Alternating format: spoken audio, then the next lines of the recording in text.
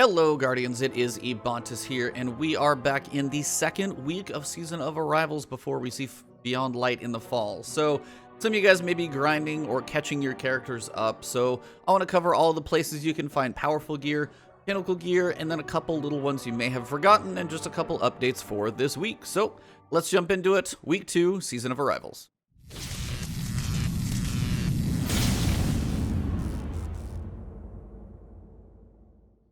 Alright Guardians, so the first place you're going to be is, of course, on your director, trying to see what activities are going to have these little yellow icons on them. And if you do not see these little yellow icons, just a reminder, that's probably because you are below 1,000 power level. It means you haven't hit the soft cap yet. If you are below 1,000 power level, still working on leveling up, catching back up into the game, or just lapsed, remember, anything you do in the game should get you up to level 1,000, and then after that, these are the powerful things that are going to take you from 1,000 to 1,050. Pinnacle takes you from 1,050 to 1,060. That is gear score, the artifact bonus that you see on your character from that little artifact in the bottom corner. That is always bonus on top of gear score. Gear score is separate. Gear score is capped at 1060 when you get to that pinnacle cap. So, that out of the way, let's see everything we've got to do for the week, because we have quite a few. Alright, so let's start with Powerful Gear Tier 1. Remember, these are going to be a +3 to your highest possible gear score. A reminder, to see what your highest possible gear score is, go to your season pass, find any piece of armor, hover over it, and you'll see the highest possible gear score. If you equipped all your highest stuff, this is how you know what that number is without checking any outside websites or anything. And from here, if you do a Powerful Gear Tier 1, it would drop at a +3 from this number, so for me it would drop at 1045. So, here we go. So first we're going to start in the tower. You've got your 8 bounties from Zavala, 8 bounties from Shaxx, 8 bounties from the Gunsmith, and 8 bounties from Gambit, so from the Drifter. On the Vanguard tab, you've got 3 Nightfall completions, can be at the absolute lowest difficulty, but 3 Nightfall completions. For Crucible, you've got 4 matches in the Rotator playlist, either Team Scorched or Countdown this week.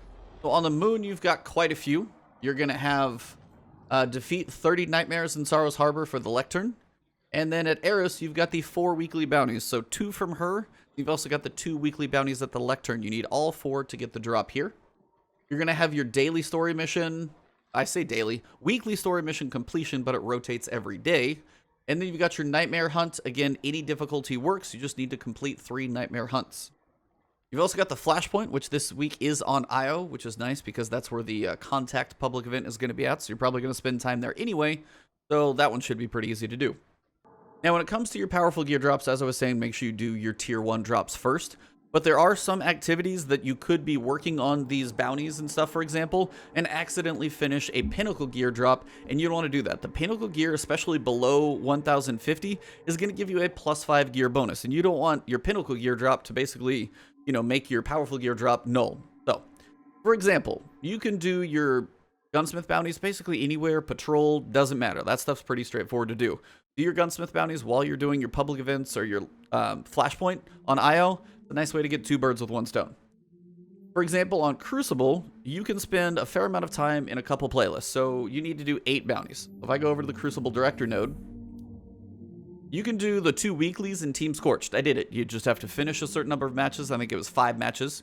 And I think the other ones were just kind of kill enemies. You'll eventually kill some people in this one. It's a weird match, but you'll get them done. You can also spend some time in Countdown if Scorched isn't satisfying the bounties that you need to do. Now, you can also go into Control for 3 matches, for example, or Rumble for 3 matches. Just don't hit that final match and have that pinnacle gear drop before you're done with, half your other powerfuls, because, one or 2 of your powerfuls may get wasted. So do as many other powerfuls as you can first, and just be aware. Hey, you can spend, try and do the weeklies in Scorched, do 3 control matches, and then if you have any other bounties to do, then come up here to Countdown, spend a little time in there working specifically towards those bounties so you get that powerful drop, and then later on when you come back, you're only 1 match away from that pinnacle drop when you're ready. But try not to have these pinnacle drops used up before you're ready for them. Now, on the other side, one of the harder ones to do is Gambit. To try and get 8 bounties done can be difficult, especially depending on the weekly bounties, the daily bounties, whatever repeatables you get. It's not always going to be feasible. So, you can only do 3 matches in Gambit before that pinnacle gear drops, and it's the same Gambit or Gambit Prime. Now, Gambit has 2 rounds, so you're likely to have more enemies to fight, and you're going to have more matches, potentially sudden death, and just a lot more time for things to happen. But again, try and only do 2 matches. See if you get as many bounties done as you can. Really try and spec yourself. If it's like auto rifle kills and sniper rifle kills, and make sure you get one of each blocker, all that type of stuff. Look at the bounties before you go in. Really try and hone in on those bounties on those 2 matches, but don't finish that 3rd one. Even though you can't get the powerful gear from the drifter, save that one for like the absolute last. Then when you've done all your tier 1, the moon, everything else, then this is the time to then start working on your pinnacle slash, you know, gambit drifter bounties. Knock that one out together, and then that'll just kind of be the one that's always a little odd. You can do it in 2 matches. I've done almost there, but it's sometimes really difficult to do. Sometimes you just get like worked over by a good team.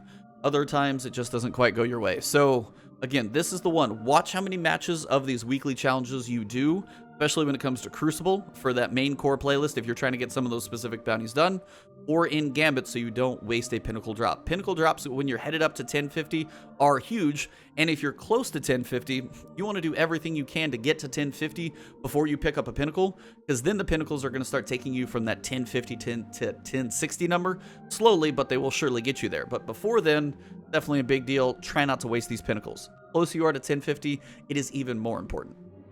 When it comes to tier 2, right now I think we've only got a couple of them. One of them is going to be the clan rewards. This one is pretty straightforward. If you're in a clan, get 5,000 experience. If you're not in a clan, go get in a clan some way, somehow, even if it's just like kind of a halfway clan, or find one that looks reasonable. Basically, you just need to be in a clan and then get 5,000 experience for your clan. All you're going to do is do that from activities like Crucible, Gambit, Strikes, all the stuff in the game. And the nice thing is about this one, you won't actually auto pick it up. Like when you finish 3 Gambit matches, when you finish that 3rd one, that Pinnacle is just going to drop. There's no way for you to stop it. You can't go back to the Drifter and get it when you want to. That one's just going to drop. This one, wait until you're done with all your powerful gear tier 1 that you possibly can. Then when you feel like you've got there, maybe use some tokens or gone to a vendor and tried to get as much as you can to fill in any holes. Then pop over here to Hawthorne and pick up your tier 2. Now, on the other side, contact the public event. It's still on IO, but it has moved to the Rupture, so you've got a different zone for it to happen. This one is one of those when you finish 2 completions, you're going to get your powerful gear. So don't do the contact public event. Go do other public events if you're working on your flashpoint first. Yeah, the gear is not going to be as high, and you might want to do 2 birds with 1 stone, depending on your playtime. It's totally fine. 1 powerful gear isn't going to end the world, but if you can wait, do other public events, do lost sectors. Your heroic adventure for the day is worth like 35%, so definitely a good one to check a big box. It's like 20 or 35%, somewhere in there. It's a good way to make progress on your flashpoint. Other public events, lost sectors, all that stuff will count. Try and save this one until you're done with all that tier 1 stuff. But when you do the 2 public events, it's going to drop right there. Alright, Guardians, the final thing for tier 2 is going to be your Umbral Engrams. I think these are tier 2, at least for my testing. They seem to be. If they're tier 1 or tier 2, they're powerful. They do not seem to be Pinnacle. So, and this does seem to be account-wide because I did this on my Warlock earlier and I had the powerful drops available. Switched over to my Titan. Does not seem like they are available, at least as of now. But you should have 3 powerful drops per week that are tier 2, so giving you a +4 gear score from your Umbral Engrams, and the first 3 that you're going to turn in.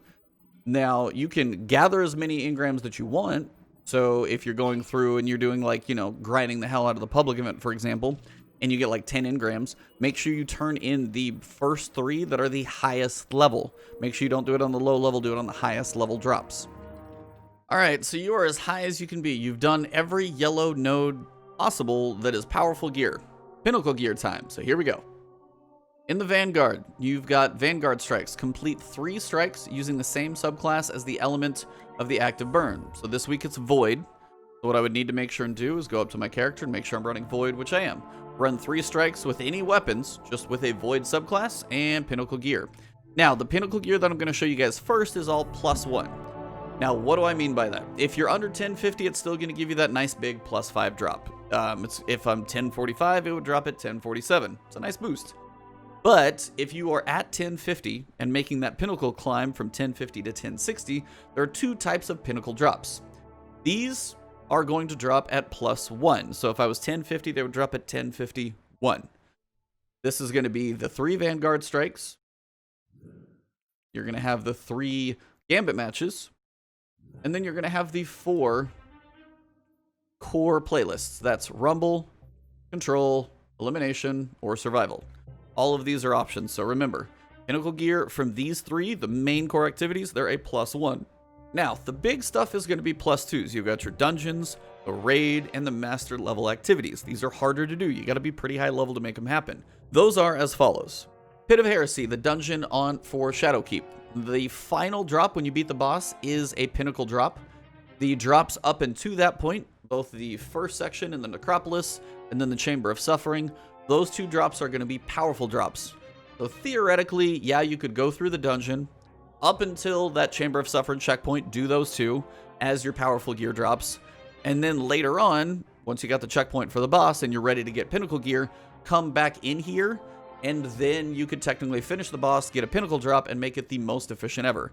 Really on if you want to do that. If you have multiple people together for a dungeon, I might just save this thing for like one of the last climbs that you do. But again, if you got people that are really going for pure efficiency, it's an option. Also over here, you've got the Garden of Salvation raid. Everything in here is a pinnacle drop. It's going to be a +2 if it's once you're 10, 50 and above. If you're below, everything's going to be like a +5. So the raid, if you can find a group, find people who want to do it. This is a really, really good place to level up if you can find a group. It's like 5 or 6 drops if you get all the chests in the challenge. I think there's at least 5 that you should be able to get between the boss encounters and separate chests as well. All of it's going to be beneficial to you, so definitely, if you can find a raid group, for 1, it's really cool to do this raid, pretty cool stuff, and 2, lots of drops in here if you're trying to level. Also on the moon, for high-level stuff, you're going to have your master level Nightfall. Now it is level 1080. There are certain ones that you can kind of find spots to cheese. I literally did one yesterday, it was Zydron. But other than that, until you get up to a higher level, these are going to be a struggle. So some of these master level activities, just probably not going to happen, hence why the dungeons and the raids are not a bad thing to consider. For strikes, you have complete the Nightfall ordeal with a team score of 100,000 or above. Now, it really depends on the strike. This week we have Savathun's Song. From my remembering of how that kind of goes, it's a little harder to get a lot of points on this one just because it's always based on the number of enemies in the strikes. Now, if you do Legend, you're likely going to be able to get there, but it is not match made. If you try Hero, you might be able to do it if you get a good group that kills every single thing and, you know, drops a lot of orbs and stuff like that. But some strikes, it can be more difficult. If you try Hero and it's just sitting there at like 80k and you're not close, but if you try Hero and you're like, hey, I got to like 98k, maybe you'll find a group in a couple of these matchmates where you can get 100k if you're that close, but maybe not. And if that case, then you got to bump it up to Legend for a higher score multiplier. Yeah, it's going to be more difficult, but that's likely where you're probably going to have to get that 100k is at least at Legend. So once you do get to 1050 and you're looking for that 100k, this is actually a good place to start because it's kind of going to match your level and it's not going to be crazy high at Master. You should be able to get 100k from Legend. Master is usually not required on this one. Now, one new one currently for this season, of course, if you guys see this in Season 12 or the fall, this won't be here, but the Means to an End is a weekly quest. You're able to do that, and once you kind of finish that whole run through, head back to the Prismatic Recaster. This will be a Pinnacle drop as well. Again, you can choose to do this one at one point. You can do the steps up to this, just don't come back and pick up the Engram from the Prismatic Recaster until you're ready for that Pinnacle. The final one in the tower is the new dungeon. Now, this is level 1040 for the starting, 1050 for the middle encounter, and the final boss encounter is 1060. So again, probably going to need to get some leveling going in there. I wouldn't even try and scratch the surface of this one unless you're just like a solid team at about 1031 or about 1041, so you're really just not getting stomped on by the high stuff. But if you can get to 1050, this one will definitely be a bit more manageable because 1060 enemies will kick your butt. I speak from experience. I had some help getting through it yesterday. So Prophecy Dungeon, that is your last Pinnacle drop. When you complete it, there's a couple powerfuls that drop throughout it as well. And that basically covers it. So you've got your Crucible rotators, so you guys know what that playlist is. The Pyramid Ship is still on IO for the time being. We do have a new quest though, kind of another cool place to go through, another boss fight encounter. If we get a new like mission in there every time, I'll kind of have to see if the arenas are different every week. But so far, 2 for 2, 2 new different arenas for these missions are really cool. I don't know if the Contact public event is going to jump to a new planet. Maybe next week, because so far 2 weeks in a row on IO. We have a pretty long season. I think it's like 15 weeks long. It's extra long this time around just because we're going all the way to the fall expansion. But potentially it could be, 3 weeks on Io, and then you've got 3 weeks on Titan, 3 weeks on Mars, 3 weeks on Mercury. Potentially you could see it spread out that way. Now if it's 2 weeks, 2, 2, 2, 2, it's going to move a little bit quicker. We'll have to see where things stand next week, of course, once reset comes around. But that is basically it for weekly reset. If you guys are still trying to level up, make sure you hit those powerful gear tier 1s, then the tier 2 couple that you got out there, then work on those pinnacles, the plus ones first, especially if you're 1050, then try and do things like your dungeons and your raids and your master level activities. Those are your plus 2s. Those are going to start getting you towards that pinnacle cap as you grind. So, hopefully you guys enjoyed this video. Hopefully it steers you in the right direction for this week in Destiny 2, June 16th, week 2 in Season of Arrivals. If you guys haven't seen me on Twitch, I will be streaming a lot, just kind of what I'm doing right now. So twitch.tv/Ebontis. You can find me on Twitter, twitter.com/Ebontis, and right here on YouTube. If you enjoyed the video, drop a like below, leave a comment if you got any questions, thoughts, or other things I may have forgotten, and hit that sub button and that alert bell. That'll keep my videos coming to you. Thank you guys. We are grinding up to 50K subs. We are moving still, so thank you all for the support, and I will see you soon.